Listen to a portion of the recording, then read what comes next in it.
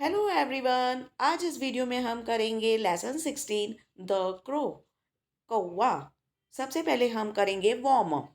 Number 1, how do you feel react if someone ask you something again and again. कि आप कैसा महसूस करते हो या आपकी प्रतिक्रिया कैसी होती है जब आपसे कोई एक ही चीज़ बार बार पूछे। Number 2, have you ever asked your parents any question repeatedly. क्या आपने कभी अपने माता पिता से बार बार कोई प्रश्न पूछा है। हाउ डिड दे रिएक्ट, उनकी क्या प्रतिक्रिया होती थी। तो बच्चों, ये लेसन भी इसी चीज़ के बारे में है। यहाँ पे एक पिता है जो कि 80 साल के हैं और उनका ये बेटा है जो कि 45 साल का है।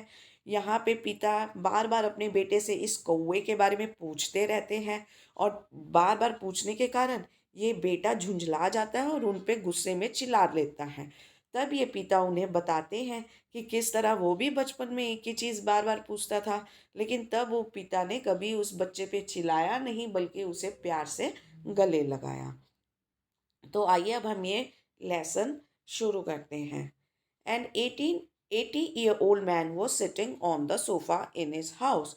एक 80 वर्षीय व्यक्ति अपने घर के सोफे पर बैठा था।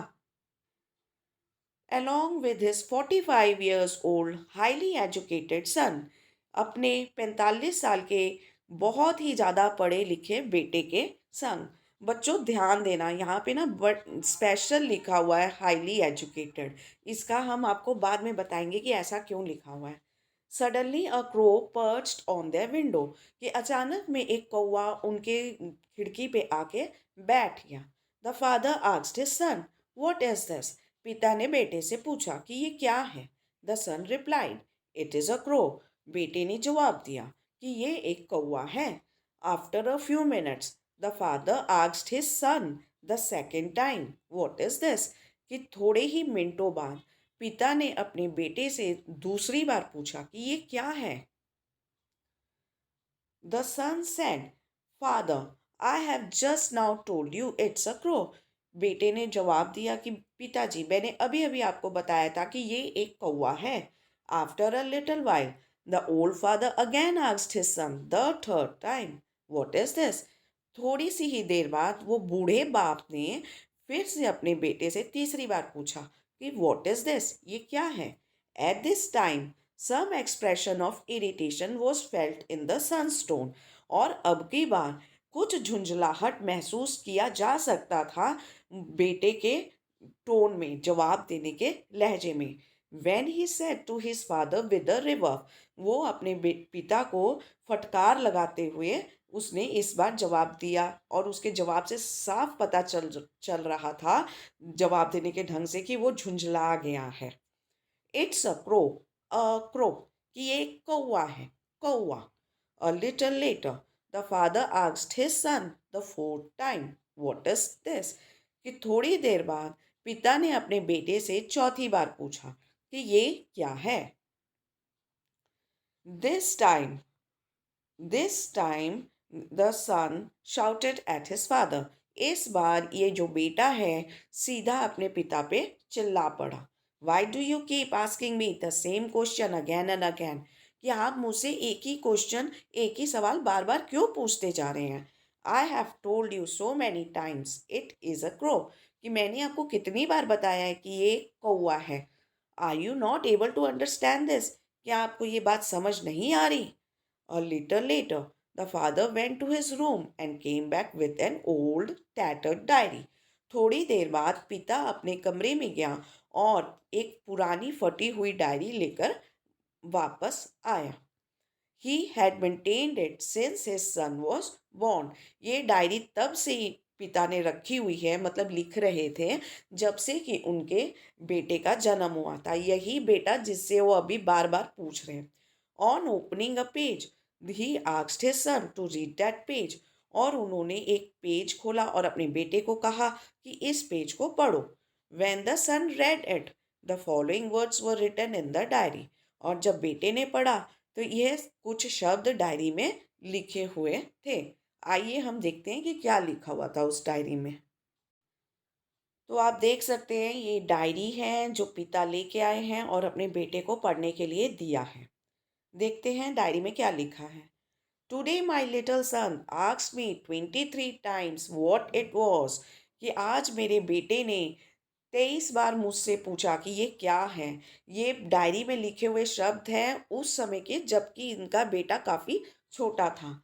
और आज ये पिता उसी डायरी में पढ़ा हुआ बता रहे हैं।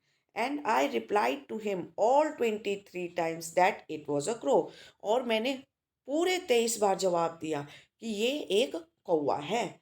आई hugged him lovingly each time he asked me the same question again and again for 23 times.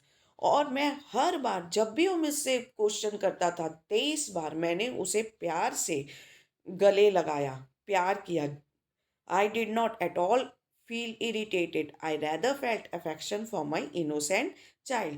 कि मैं बिल्कुल भी चिड़चिड़ा नहीं महसूस किया, बल्कि मैंने तो अपने मासूम, इनोसेंट मतलब मासूम बच्चे के लिए प्यार महसूस किया कि किस तरह एक ही सवाल बार बार पूछ रहा है।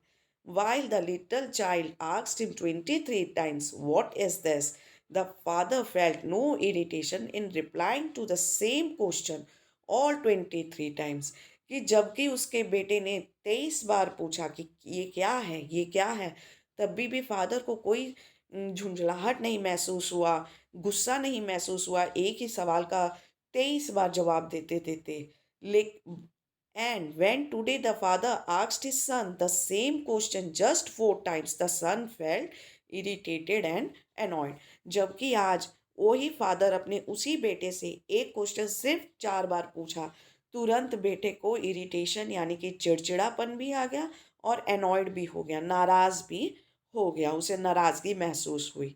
पिता 23 बार जवाब देके नहीं नाराज हुआ और पुत्र सिर्फ 4 बार जवाब देके नाराज हो गया और अपने बेटे पे चिल्लाने लगा, सॉरी अपने पिता पे चिल्लाने लगा।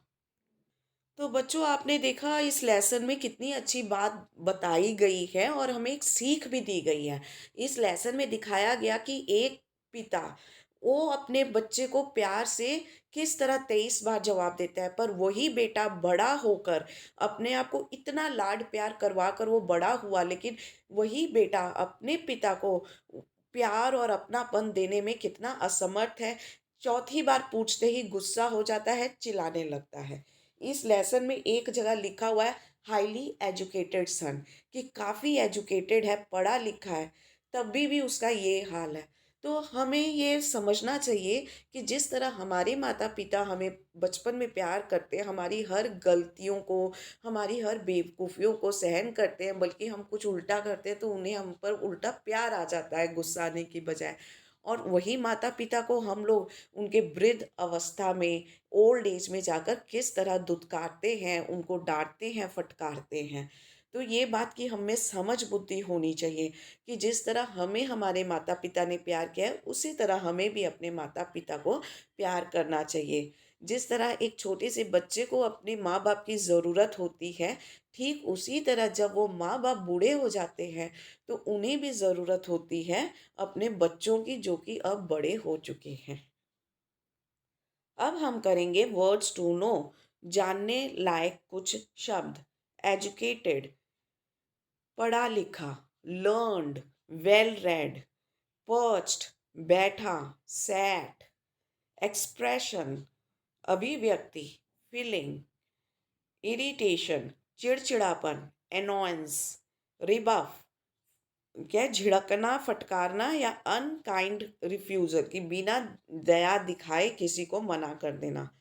टैटर्ड, फटा पुराना, टॉर्न, मेंटेन्ड, संभाल कर रखा, केप्ट, हग्ड, गले लगा लिया, एम्ब्रेस्ड मतलब किसी को गले लगाना, लविंगली प्यार से, विद लव, इफेक्शन स्नेह, प्यार, लव, इनोसेंट मासूम, भोला, नॉट गिल्टी, नॉट गिल्टी मतलब जिसने कोई गलत काम नहीं किया है, एनॉयड परेशान हो गया, गुस्सा हो गया मतलब एंग्री, गुस्सा हो जाना।